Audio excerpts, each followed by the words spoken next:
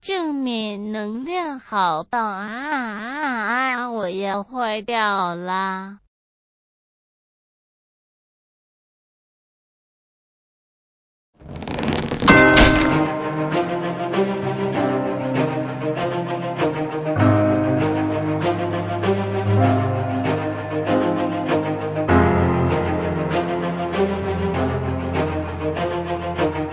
Well, what I do is I have a transformation clinic, which is a good old-fashioned gym, and I help people who have been in shape before get back on track. I help kids, I help doctors, I help people that are former athletes get back in shape, and that's what I love doing. So at my transformation center, you see before and after pictures of people from all walks of life. I'm getting re-educated in the bench press today. Sometimes you get stuck in the same old form, and I'm trying to get my strength back up. I'm 50 years old now. I'm doing, I want to get 300 pounds for good, clean reps. And today, Mark has taken me through some coaching. And I'm going to tell you, you can't get a better coach than Mark Bell for bench press. Strongest man that I've ever seen. We normally bench press twice a week. One day is a little bit lighter, and one day is focused on going a little heavier. Monday, Thursday? Something along those lines. Yeah, we go Thursday and Sunday. Yep. Okay. How many sets am I going to do when I... So you do, we'll do 3 reps. We'll kind of work our way towards something kind of heavy for today. So just start with 3 reps here? Yep. All right, there's already a bunch of stuff we need to clean up here. So rule number 1, I'll have Mike set up just because he moves a little bit better than me. First thing you were doing is you were elevating your heel, and you had your legs like this, okay? Right. What that does is that makes all this flat in here, okay? We want your chest to be up whenever it comes to whether it's a bench, squat, or deadlift. You always want the rib cage to be up at least a little bit in order to maintain position throughout the entire range of motion. So here, he went with his heels down. His knee is lower than his hip. And what that does, it provides stability through here. And the entire time he's on the bench, he's actually trying to push himself towards the wall. Okay. And that's why these benches are kind of designed with the specific intention of being a little bit grippy and a little bit soft so you can really push in there. Right. He's got his shoulders locked in here. And again, keeping that rib cage up. So when he unracks the bar, he's not going to unravel any of that. He's going to still stay in that tight position there. And he's just going to do a couple of reps. Elbows are coming in towards the side, and he's pushing the weight back up. Right. I've seen you lift your head up. Yeah. Heavy lifts. Yeah, I lift my head up and I kind of throw the weight. It's just a sort of a way that I kind of develop, but you still want to try to. You still want to try to keep that positioning. I want to see you do 405 for that reps. I've never seen that. I haven't seen that for years. I could probably do that if you really want me to. Yeah, I would like to see that. So again, trying to get the chest up, and even though like my hips I'm not really warmed up or anything, so it's going to take me a minute to get in position. But I still want to try to drive the heel towards the ground. I'm still trying to push a lot of my energy this way.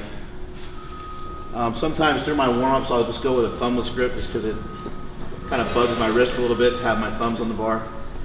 So I'm here, take the weight down into here, the elbows are in tight to the body. Right.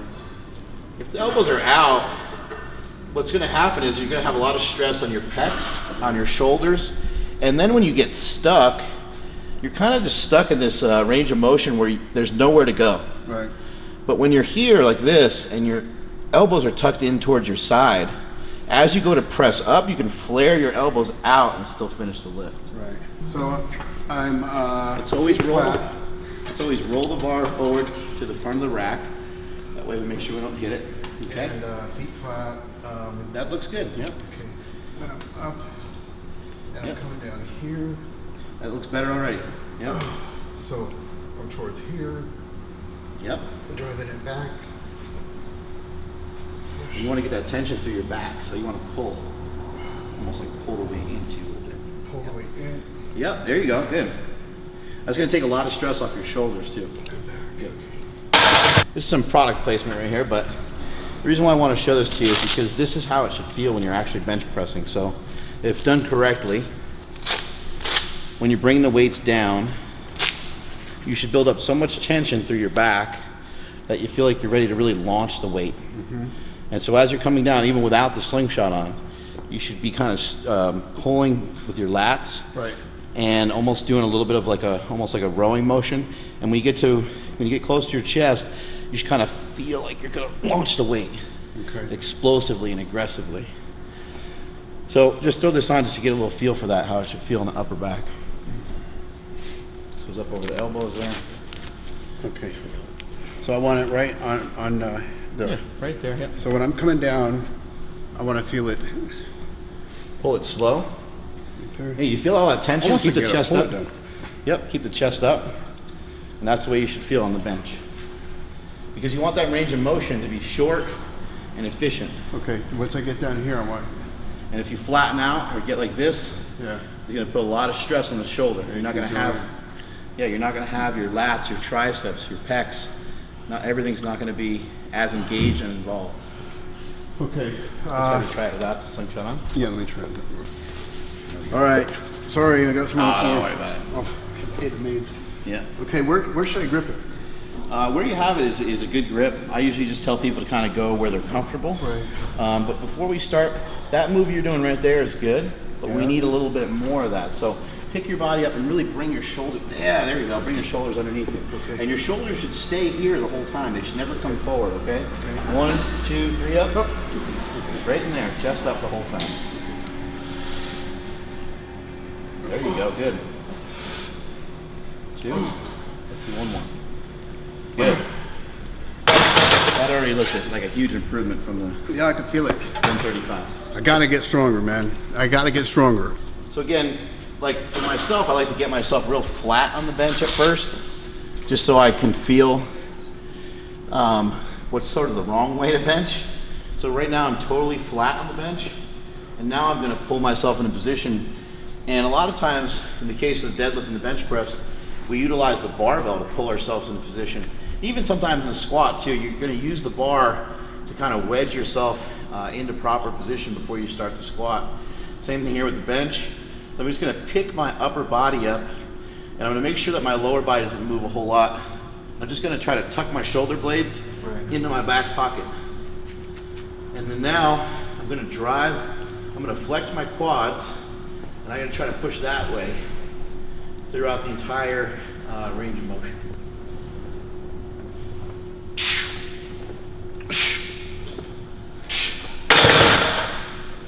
A machine. And each time you press, you want to try to, Breathe out. you always want to try to press as hard as you possibly can each time. So don't just use. But still be in control, you know? So don't just use what I need for this given weight. Just keep trying to go back swing. Yeah, you know, the Dr. Fred Hatfield used to talk about, you know, compensatory acceleration, basically the idea of just pressing as fast as you possibly can. Right. With any amount of weight, whether it's heavy or whether it's light. Right. Try to produce the most amount of force.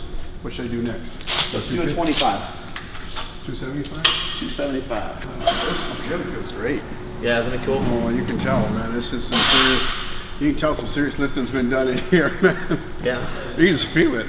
I like that. What was your favorite place to train over the years? What? The grungy place I used to train when I was a kid. Yeah. The gym, and it was almost just like this: power racks, big barbells, and no machines, except maybe one pulley machine. Do you think like at that time that like fitness was smaller, and so there's like more of a concentrated effort? Like people had similar goals then, and now it's more scattered. Yeah, it's just now it's you don't know where somebody is on the spectrum. They want to go for physique or bodybuilding or CrossFit has added some element in there, which I mean I'm all for it, but I mean whatever gets somebody moving. But back then, you know, there was a culture. Yeah. You know, there was, you know, like you have here, there was a team culture. So chest up, shoulders tucked in, looking a lot better already. Here we go. 1, 2, 3, up.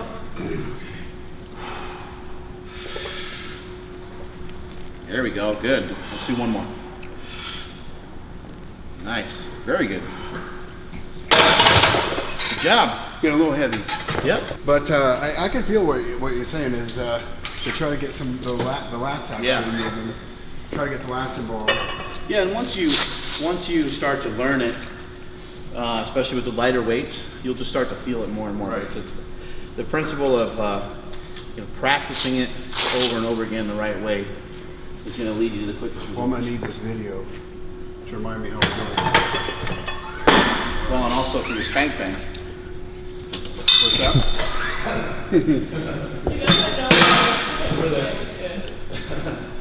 Well, for those late lonely nights, you can watch us. Oh, that's right. Lifting and We sweating. got the half-hour videos of. That's right. But now that I've seen it in person, now I'll be able to use it for I'm just going to reminders. go right up to 4 plates. Since you asked me to do 4 plates, I'll do it. I want to see this. Might as well just get right to it. Who cares? I got 2 packs, so might as well blow one off. I want to see this. Man, that's a lot of weight. And then you think 300 pounds more, or actually 340, 400 pounds more. You gotta be kidding me. So, yeah, it's a testing ground for everything, really. Sort of why it's free, you know. All right, let's see. Oh, like 4. Alright, make it 6. Bill Phillips is here. Let's make it 7. Come on, man. Come on! Let's go now. Yep. There you go. Let's try. Come on, 3. Looking good. Yep, 2. Up and back. Come on, last one, man. Go up and back. Hey! For my next What do you trick, think? I'll need a young lady from the crowd. This is where I'm going, man. Right here. Right by the time I'm 55. Good. Okay, I'm here to learn the science of getting stronger in a bench press. Taking tips from Mark Bell. I got to get stronger. We still got to Gotta keep get that stronger. positioning now. Even though we got the slingshot on, we got to still keep the chest up. Okay. So, okay. Here. Yep. You have to scoop that way a little bit. You're a little crooked on the bench. There we go, right there. 1, 2, 3. Yep. Okay. Pull those weights into you a little bit. There we go. Good. Good. Legs tight. Legs tight. Good. Okay, one more. Nice. It's I looking like good. this, man. I like this. I like this already. Yeah. That's looking good, and you had a good. Yeah, but it changes your form. It Bar path was good. completely changes your form. The weight was coming down here. Yep. So Hitting the about here. same, hitting the same spot each time, and then it was just gradually gliding back a little bit. Okay, so if I use this for my workouts both days a week, what should I do? Some regular sets and then some slingshot Absolutely. sets? Yeah, you want to do a bunch of work without it, and we normally recommend to use it for 3 or 4 extra sets. You'll throw that on for. So Okay. if one time a week you're doing 3 sets of 10, Right. you'll do. We keep it simple. We'll just do 3 sets of 10 without it and 3 sets of 10 with it. Okay. On the day that we're doing heavier, maybe we're doing 3 sets of 3. We'll do 3 sets without it and 3 sets with it. 3 sets of 3 with it. How much warm up do I need before I go with like 3 sets of 3? A little bit individual, but if you're going heavy, if you're going heavy, it's important. It's important to make sure you just Give yourself 15, 20 minutes. give yourself time. Because you get hurt and you're reduced to nothing. Yeah, I know. We're done. If you bench press 300 pounds, how are you ever going to catch up to someone that benches 400 or 500 pounds? And the way that you can catch up is to do the work. So if you skip out on a lot of warm-ups, if you just go right to your heavy sets right away, Right. you're missing out on work.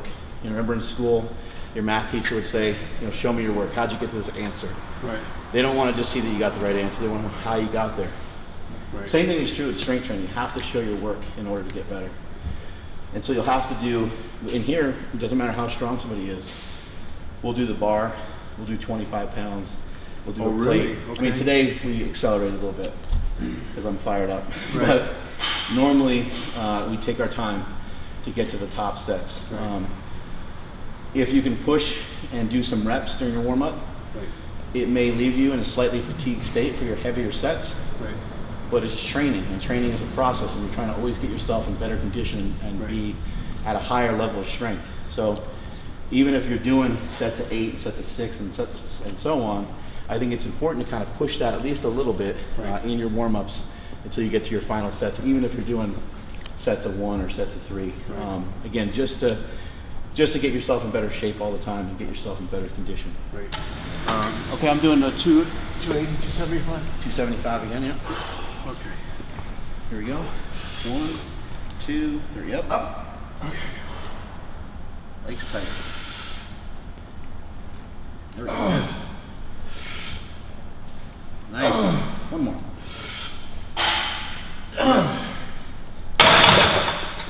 There you go. Feels good. You're getting a lot more work when you use the slingshot. Yeah, I love it. I mean, it really You get feels a lot like more volume. feels like it's going to correct my form too. Yeah, and it's assisting you, but it's not doing everything for you. You did 275 for 2 without it, and 275 for 3 with it. You know. Right. I'm going to do 315 once with. Okay. I haven't done 315 on the bar for. That's my goal, to do 315. I haven't done that since I was I don't know, 35. 15 years. Shaking her head over So I'm going to do it with the slingshot on, and then I'm going to learn to do it on my own within a couple months. My biggest lift was I did 648-pound deadlift. Wow. When I was 21. We call that iron cred, like credibility, iron credibility. Tighter. I had to start over at 185 pounds about a year ago. Oh yeah. About a year and a half ago I started. Progress. Yeah, progress, not perfection. There we go. I like this. I'm going to use this to get 315-pound bench press. A little higher on this side. Was it, so it's like a bench shirt, kind of, huh? Yeah. A little bit, yeah. I used to take 2 guys to get my bench shirt on. Okay, here goes. No, Bill, here we go. Oh, man. Okay. You gotta keep that same form. Nothing's changing.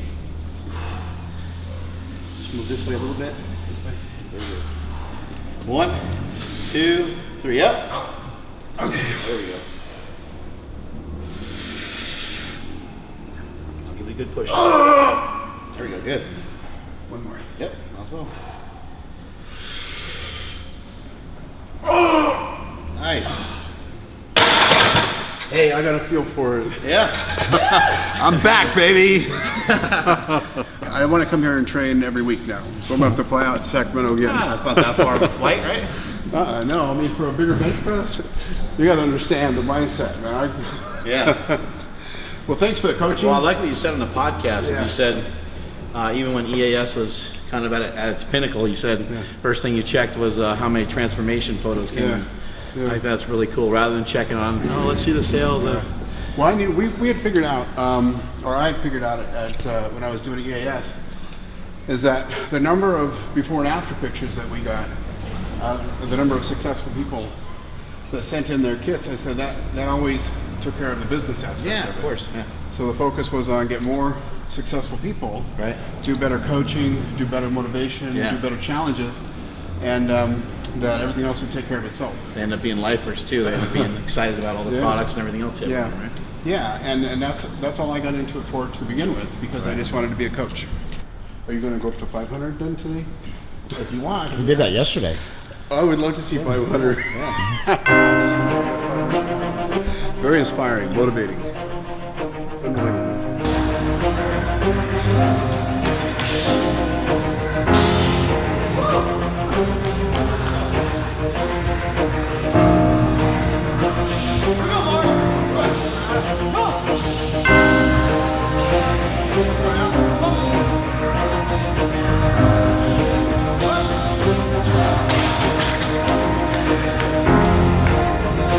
Goddamn, 2 days in a row. That's motivation, man, right? Man, that guy is one strong son of a gun. And he's lean too. Lean, strong. Gee, Christmas. And he's done 100 podcasts. Good news. Yeah. Serious, I'm being 100% serious, you know. That body all the motivation transformation over the years from, you probably don't put yourself in the category of Arnold and some of those guys, but, pumping iron and muscle media and your the generation. books and movies and stuff. Honestly, all of this huge inspiration, a huge part of, you know, what I'm doing now. So appreciate it. Thanks, man. Yeah, thanks, bud. That's awesome. Thank you. I never seen a 500 pounds go up so easy, though, man. What did it feel like? It felt like nothing, really. It just feels like part of what I do, you know? Jesus Christ. But it works a whole, I mean, it's a lot of energy. Yeah, I got to get to a certain, Yeah. I can get hurt, you know? Yeah. I can get hurt if I don't get in the right Yeah. mindset, you know? Got to get a little angry, you know? When I started, I had $185 when I started my a whole lot, huh? publishing business. I had $185 that I made mowing lawns in the summer. Yeah.